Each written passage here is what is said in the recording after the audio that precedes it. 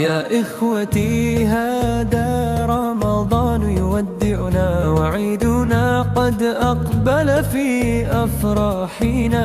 لا تنسوا حقا لفقير بيننا، زكاة فطر نهديها بمالنا.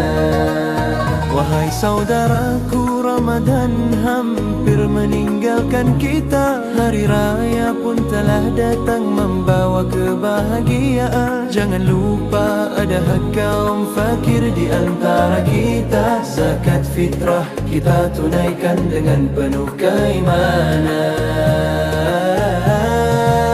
Qabla tulu'i fajr yaumil 'Eid addu zakata bisidqi niyyati.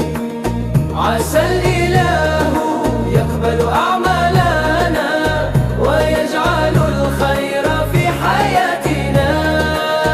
Sebelum terbit fajar hari raya, tunaikan zakat dengan niat yang tulus.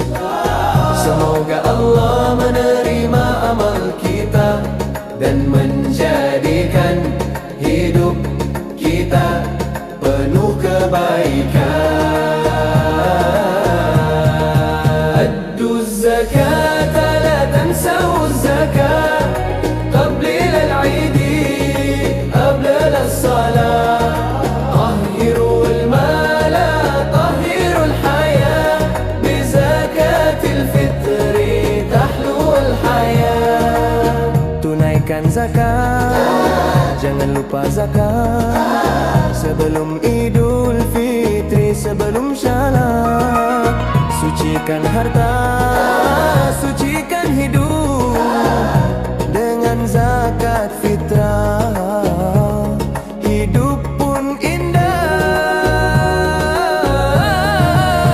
Zakatul fitri nurul lana, tutahhirul qalba wal alwaha. A'tul faqira farhan huna, wal 'Eidu yazhu bil afraha.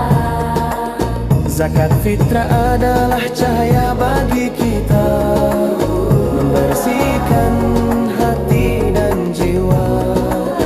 Berilah fakir kebahagiaan agar hari raya penuh kegembiraan. Zakat fitrah adalah cahaya bagi kita, membersihkan hati dan jiwa.